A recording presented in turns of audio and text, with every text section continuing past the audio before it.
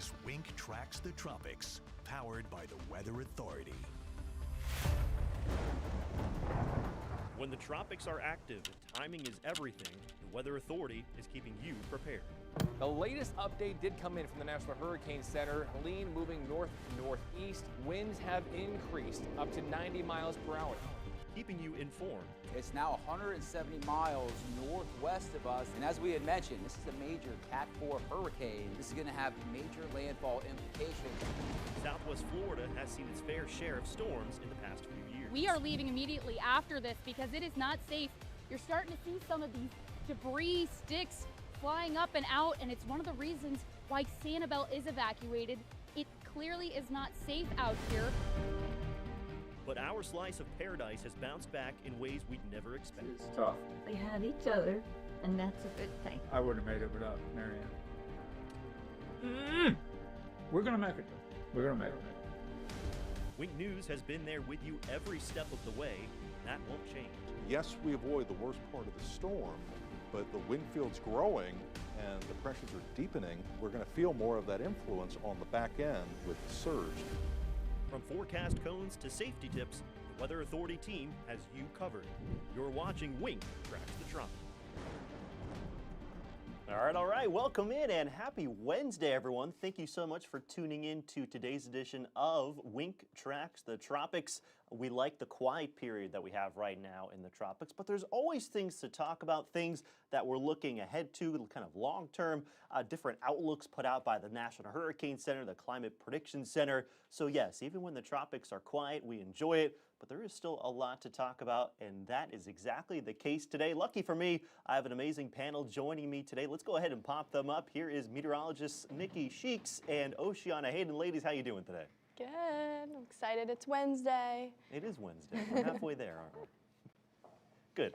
All right. So what do you say we go ahead and get right into it? Now, you know, the past couple of days we've kind of been teasing ahead that the Climate Prediction Center issues this outlook, right? And they issue it every Tuesday, and it kind of tells us what we're looking ahead to. Now, that one shows us around 2 to 3 weeks in the future. This one I'm about to show you right now, this is released 4 times a day by the National Hurricane Center, and of course, an always welcome sight. No tropical development is expected across the Atlantic, Gulf, or Caribbean over the next 7 days. Very confident about that. Absolutely no signals popping up anywhere from any of the models for at least the next 7 days. Now, of course, we always like to look long-term here at the Weather Authority, and what helps us with that, the extended tropical outlook. This is released every Tuesday by the Climate Prediction Center in the afternoon. So this is your first look at it right here, and I'll tell you what, it's about the best look you could ask for. You know why? It's showing absolutely nothing. The last extended tropical outlook was highlighting the Western Caribbean as a low-end chance of development as we look ahead towards the middle of November. They have decided to wipe that away. And for that reason, there are now no areas to watch across the Gulf, Atlantic, and Caribbean, at least on the Climate Prediction Center's radar. And again, you know, this is not something that would be surprising, right? As we move into the month of November, the amount of tropical activity really starts to go down. The environmental conditions that are needed to produce these tropical systems, well, they just really aren't there that much anymore. The only spot where they really remain is in the Caribbean. And if you look at this graphic right here, this kind of shows you exactly where we expect to see tropical activity in the month of November, if there is any at all. And you'll notice that yellow shading, that actually kind of indicates that there's a low-end chance at the most, all right? Throughout the months of October and back through September and August, you'll see that shading turn to orange and red, highlighting high probabilities of development in those areas. So this very welcome site, low possibilities, mainly in the Western Caribbean and up through the Southwestern Atlantic. Now, if you tuned in yesterday, I did tell you that we were watching the Southwestern Caribbean long-term for the potential of some tropical development. So I want to show you the latest model guidance that we have. This is from the European model, and this is not just one individual run of the European model. These models actually have ensemble members. They have several different runs that all base on different initial conditions and what they expected to be going on in the atmosphere, and then it produces kind of a result, right? And this result shows you where could there potentially be areas of low pressure, which would be tropical systems, that are likely to spin up. Now, What this graphic is showing you right here is that there is a very weak signal. Only a few of the ensemble members of the European model are showing the chance for some very weak development in the southwestern Caribbean as we look ahead around 10 days from now. All right, so a weak signal like that, it doesn't perk any of our attentions, right? It's just something that, okay, we'll continue to monitor that, but it's not a strong enough signal. Now this is the same kind of area that we're watching, but now we're talking about the American model, the GFS, and its ensemble members. That is showing a little bit more of a signal for the potential for some very weak development occurring again in the southwestern Caribbean from around 10 plus days out. So yes, that will still continue to be an area that we will watch as we head towards the middle and even towards the back half of November as well. Absolutely no concerns at the present time. And again, the fact that this is the only thing that's on our radar is a good thing. And here's some more good news as well. Let's say something did try to develop down there. This is a moisture tracker. If you take your attention first to the middle of the Atlantic, you'll see where all that more tropical, rich moisture is right now. As that starts to make its way a little bit further west into the southwestern Caribbean, yeah, that's where we could start to see something try to spin up. And perhaps nothing does spin up, and it just stays as kind of an area of disorganized showers and thunderstorms down there. That'd be great. Either way, here's the thing. In the southeastern United States and, of course, the rest of the country, we are now starting to fall into a little bit more of a winter pattern. That is definitely going to be settling in next week. We have a very strong front on the way. This is painting the picture of that front right there. That is going to act as a complete and utter barrier. Any tropical systems not able to pass through that cold front. That's why we are good to go for at least the next 7 to 10 days, regardless of something trying to develop down there. And that's not going to be the only front, all right? We're now going to be in that time of year where we get several of these fronts throughout the month, at least a couple out there. And each of those will do its job to protect us. So the chances of anything impacting us throughout this month are very low at this time. But of course, we're not just going to completely ignore it. We'll continue to monitor, especially whatever is spinning up down there in the Caribbean. And if you were curious, the next name on the list, of course, we just had Melissa, is going to be Nestor. And again, you look at this list and you look back at the predictions and stuff, and yeah, this is kind of on the low end of a lot of those predictions. But in fact, kind of the energy that some of these took up just because we had not one, not two, but 3 Category 5 hurricanes, energy-wise, kind of accumulated. It actually kind of compares similarly to some years past. So yes, we didn't have a lot of storms, but the storms we did have absolutely very powerful. And it was kind of almost, for the most part, it's either just going to be a tropical storm or it's going to be a powerful hurricane. Imelda was the only one that kind of made its way into that Category 2 range, whereas Aaron, Gabrielle, Umberto, and Melissa all made their way to major hurricanes. So certainly an interesting season thus far. Unfortunately, Melissa causing all of the impacts there in Jamaica. Besides that one, a lot of these did stay out to sea. Now, I want to go ahead and pull back in our panel here just so we can kind of digest what we were kind of just talking about there. What are your thoughts on this? Well, I'm really glad to see that the National Hurricane Center, not only them, but also the Climate Prediction Center, are keeping that chances for Nestor pretty low as we go throughout the last 26 days of hurricane season.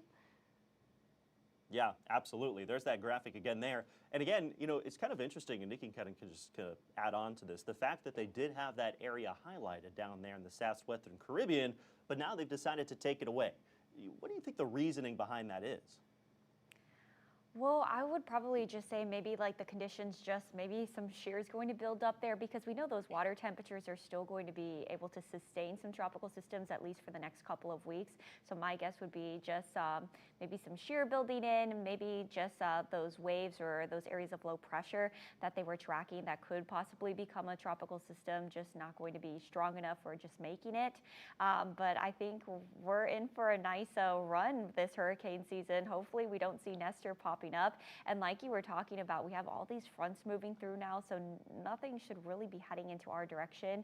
And at least over the next week, we have that nice strong front that's going to be pushing through, and that's going to keep everything very far from us in Southwest Florida, even if we were to see any developments. And I think that visual right there is pretty interesting with that frontal boundary because it's kind of like showing exactly where that moisture is still situated kind of maps out with where we see those storms develop in November that you were showing earlier, right through the Caribbean. That's where you do have those possibilities of still seeing that tropical development, and it kind of almost lines up right with what we're seeing. It is. If I could overlay them, they'd be right on top of each other, exactly where that moisture is kind of shaping out.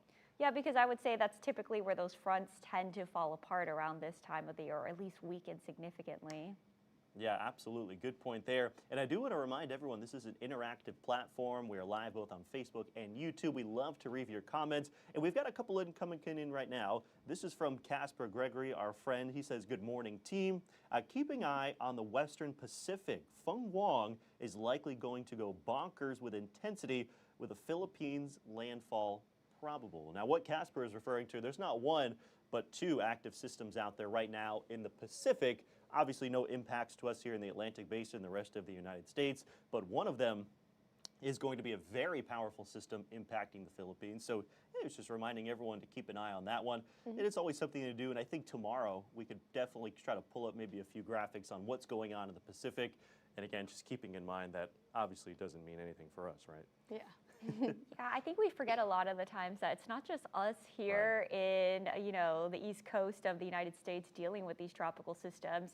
And the Pacific season is actually pretty interesting. I believe it's a lot longer than the Atlantic hurricane season. So maybe that's something we could touch on tomorrow, because I think it's pretty interesting to see the span of how long, the tropical season actually is.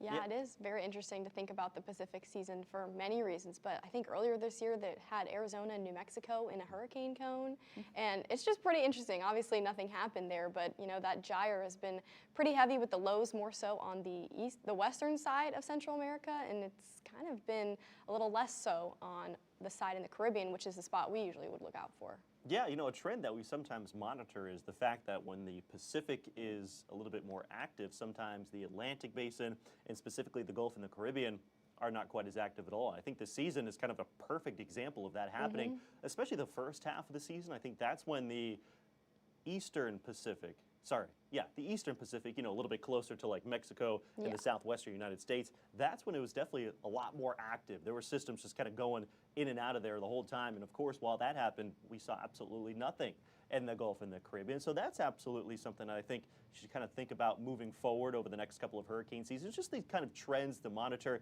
Sometimes Mother Nature can be kind of interesting like that. And Casper did mention something to me earlier today, which I thought was something great that I'd love to put together a graphic probably later on today so we can highlight it tomorrow, is kind of comparing the Atlantic Basin hurricane season to the Pacific Basin. Because yes, although the Pacific Basin actually had a lot more storms, the fact that some of the storms that we have had in the Atlantic Basin have been so powerful, luckily most of them did not impact land. Of course, Melissa did. When you look at the ACE, that's the accumulated energy, actually the Atlantic kind of stacks up pretty close to the Pacific. So that's another thing that I'll definitely be wanting to mention for tomorrow. But for today, we actually have a few different segments, fun segments that we want to highlight for you. We're going to start off with our Weather Watcher Spotlight. And we can pump up those graphics real quick. I've got an amazing picture to show you. It was taken late last night. Look at this, courtesy one of our amazing weather watchers, Kenneth. It's at the Kelly Greens Golf and Country Club there near the Iona community of Fort Myers. A beautiful view of the full moon. Not only just the full moon, but in fact, it is a super moon. I've got more pictures to show you. A lot of our weather watchers came in clutch late last night and early this morning with some amazing pictures of the moon. This one from Golden Gate Estates, courtesy of Melinda. Thank you so much for sending that one in. And we had several more as well. And like I mentioned, not just a full moon, but a supermoon. Keep in mind, this is the second of 4 supermoons that we have in a row. We had one last month, we have one this month, and in fact, this one today, which actually peaked at 8:19 a.m. That means don't worry, if you missed it last night, you'll get another amazing view of it tonight if we can get past some of that cloud cover. The moon comes up at 5:42. This is actually going to be the one that appears the fullest, the biggest and brightest. The reason why, it's going to be making its closest path to the Earth. So no, the moon doesn't actually get bigger, but the fact that it passes a little bit closer, it does appear bigger, and it also appears brighter. And this month for November, It is the beaver moon, and I love this. It's the time of year when the beavers actually start to take shelter there for the winter, gather all That's their my favorite supplies, fact. and shelter up before the cold comes. So, have you guys been able to? Did you guys been able to see this last night in person? Yeah, I did get to see it, and I took a pretty terrible picture of it, so it's not even worth showing. But I got to see it. It was so bright, and I actually got comments on my Facebook post saying that it was lighting up their whole house, and I noticed that as well when I woke up really bright and early this morning. It was definitely a little brighter in my room, which was pretty nice to see. You know, I don't get to wake up in the daylight, but the moon was surely very bright. And it is cool that we have these supermoons. I mean, next one is the cold supermoon, and then there's the wolf supermoon. So Yeah. I'm sure there's a lot of cool stuff behind that as well in those nicknames. Yeah, I always love the nicknames, but one thing about this supermoon in particular, I believe it was causing some issues on the East Coast with the king tides. Now with that moon not only, being full, but also being a supermoon, so closer to Earth, it actually leads to some higher high tides. So that's something that the East Coast deals with kind of often when we do have these supermoons. But luckily for us here in Southwest Florida, I don't believe we've had any issues with the king tides, at least with this round of supermoon. No, No, I don't yeah, think so. and that's an interesting point you make, because last month we were actually mentioning that king tide a little bit more, right? How it was actually potentially impacting some of our coastline, especially in Collier County, even a little bit up through Lee and Charlotte. Now, when it comes to the king tide, you have to think about which way the winds are coming from as well, in addition to those higher tide times. If you get an onshore wind like our friends in the East Coast are dealing with right now, it's pretty strong, right? It's kind of been breezy the past couple of days, but the winds have been coming out of the east, right? So that kind of pulls up the water more so on the East Coast, whereas last month we actually had a little bit of some southwesterly flow, I believe, which is actually going to bring that water onshore to our coast. So that's absolutely something that we keep in mind when it comes to the king tide, and the National Weather Service as well when they issue those coastal flood statements and advisories. Luckily this time the winds are working in our favor, so no, we're not expecting the water to rise too much. But yeah, if you look at some pictures and images from the East Coast, it actually happens a little bit more often on that coast. I know Nikki, born and raised over there, so she's seen plenty of it as well, and you kind of talk about that. It's just kind of interesting how the water will just start to wash onto, like, US 1, A1A all of a sudden, right? Yeah, and I saw the other day, and I had never really heard this term before, but they were calling it sunny day flooding, just because it's not from any rainfall, it's just from, those king tides. Yeah, that is a pretty interesting phenomenon there. We've got another comment coming in. This is Tim checking in. It's great when there isn't much to report. Hope you all have a great day. You're absolutely too. right. I love that. Well, hey, but the good news is we do have a few more of these fun segments that we want to share. And the next one up is Weather in 60 Seconds. So fun little explainer. Nikki, I will let you take this one away and pump up that graphic for you.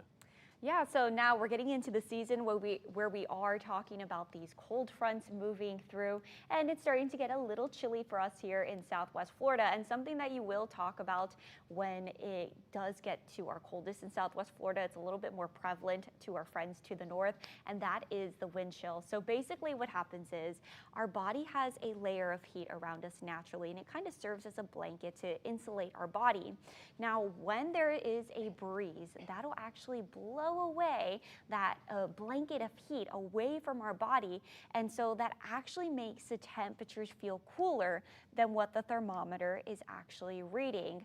So as we take a look at those wind chill temperatures, just for an example for you guys to see, the breezier, the cooler it is going to feel. Now, again, this isn't as prevalent for us here in Southwest Florida, but maybe next Tuesday when we have that strong front coming through, this could be something that we're talking about. If we do have a bit of a breeze, those temperatures are on the cooler side, they could feel a little bit cooler than what the thermometer is actually reading. So here's an example. Okay, let's say the air temperature is at 30 degrees, not something we feel very often here, and that wind speed is at, let's say, 25 miles per hour, it's going to be feeling more like 16 degrees. What a significant difference, and that is all just because of the wind. So again, not too big of an issue for us. It's usually on our coolest days that we do talk about the wind chill, but I always think it's interesting to bring up, especially when we talk about wind chill temperatures. People may not understand exactly where we're getting that from. Yeah, And I love that. it's so tricky when it comes to wind chill down here because, again, I mean, you're not really getting a lot of that cold air. And there's so many like catches, right? Because you know, you get the cold air rushing in, but the thing is, if there is a breeze, then the air is actually not as cold as what it would be if you didn't have that breeze. So all of a sudden that wind chill factor, I mean, it's just a little bit less, right? So you kind of need the perfect storm of a really strong front to move through, let the cold air settle in, and then still have a little bit of that breeze. And that is might what happened on Tuesday morning. So that's why there's definitely a little bit of a chance that we do start to see some of those temperatures feeling a little bit colder than what they actually are, and it's the worst, right? Because that's when you're out there and it feels pretty nice, right? You're bundled up, and all of a sudden you get kind of slapped in the face with this cold breeze, and you're like, you know what? This is why I live down here. It dries up your lips, it dries up your eyes. You're just like, yeah, I'm good with the no wind chill. Right, and then versus when you don't have that wind, it actually allows the cold air to settle down at the surface, right? So you get all this cold air, it kind of stacks. It's the coolest right next to the ground, which is pretty much where we are, versus if you get a wind, it stirs the air up and all of a sudden it gets a little bit warmer. So kind of an interesting balance right there. All right, so we talked a little bit about, you know, what we can kind of expect looking ahead towards next week, something to keep in mind. That same front, again, protecting us, again, from more of those tropical systems that try to develop. And speaking of getting back to the tropics, our very own Zach Malak had the opportunity to sit down with some experts recently and just kind of talk a little bit about hurricane season. He's had a few of these segments, and I've been really looking forward to this one. So I'll let my producers go ahead and get that popped up. How are we looking, guys?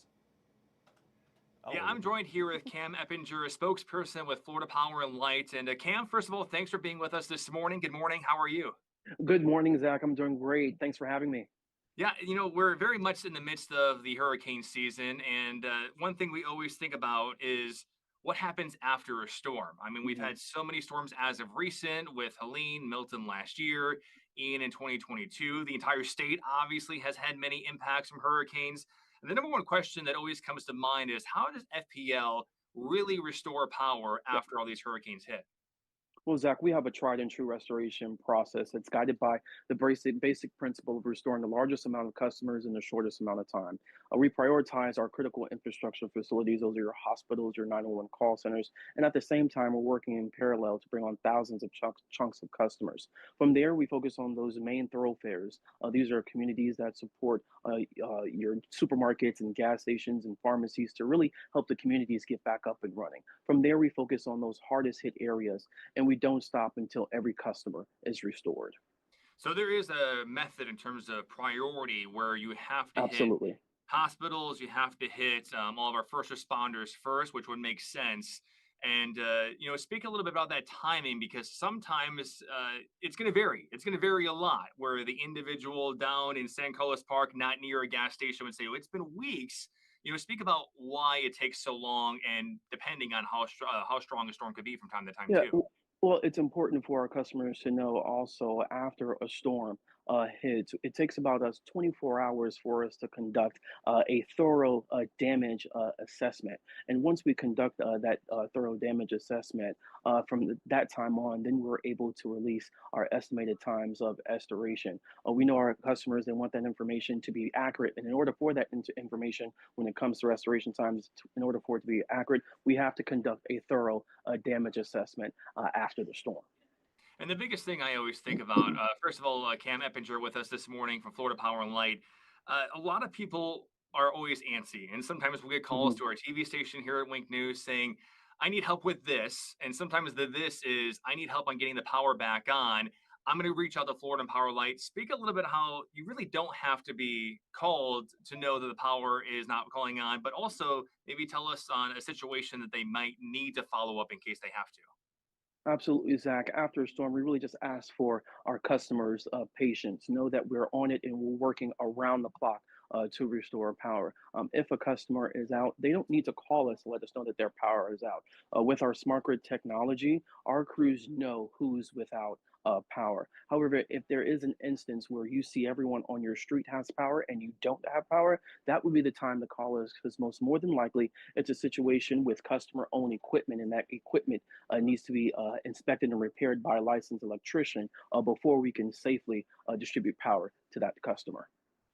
Now that you mentioned that too, kind of a follow-up to that real quick is because we've had so many storm surge events as of recent, Can you speak a little bit how that storm surge might delay? You just mentioned we have to get an electrician out there to also figure out what's going on with individual houses.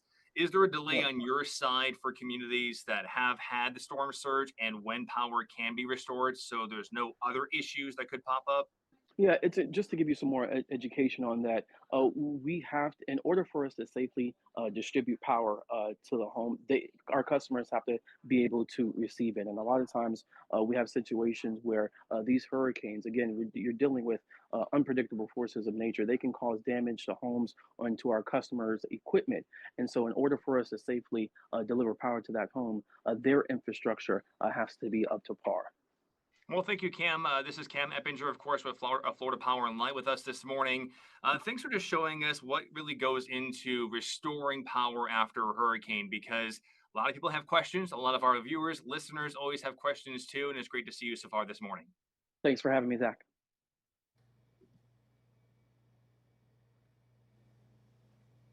Tell you what, when it comes to right after a storm, I mean, the first thing on everyone's minds, right?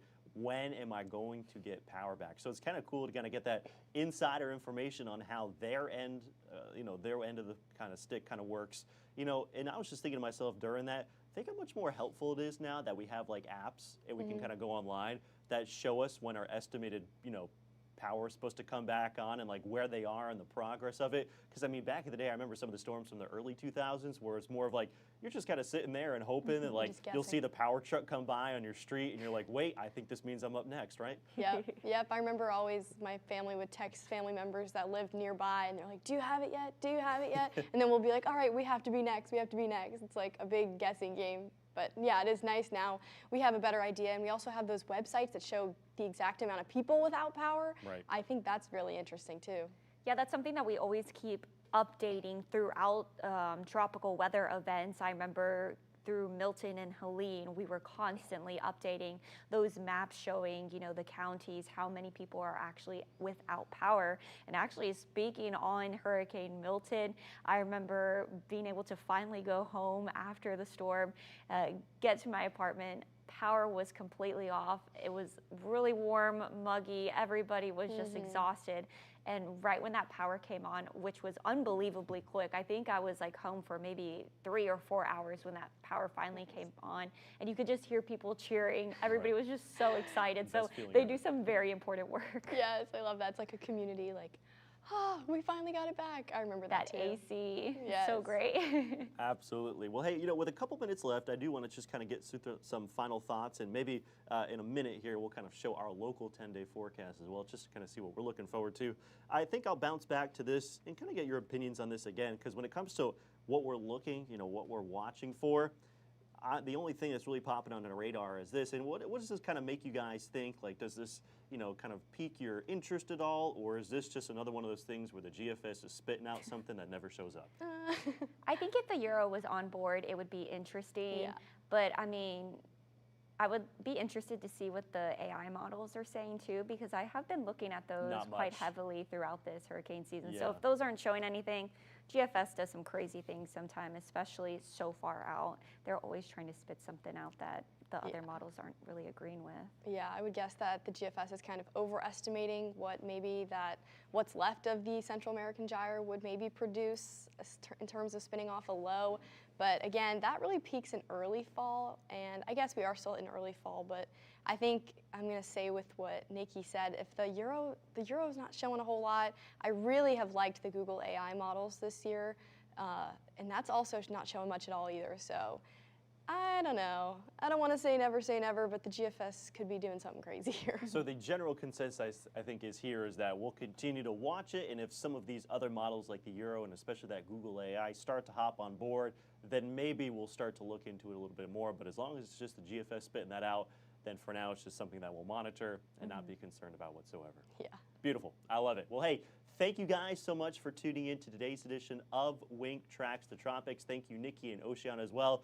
Always love your valuable input. Make sure you guys tune in tomorrow. Same time, same place. We're going to talk a little bit more about the comparisons between the Atlantic and Pacific hurricane seasons. We'll check back in on some of those ensemble members and see if anything has changed when it comes to that little spot that will try to come up in the Caribbean. But for now, have a great rest of your Wednesday. We'll see you back here tomorrow at Thursday, 11 o'clock. Bye.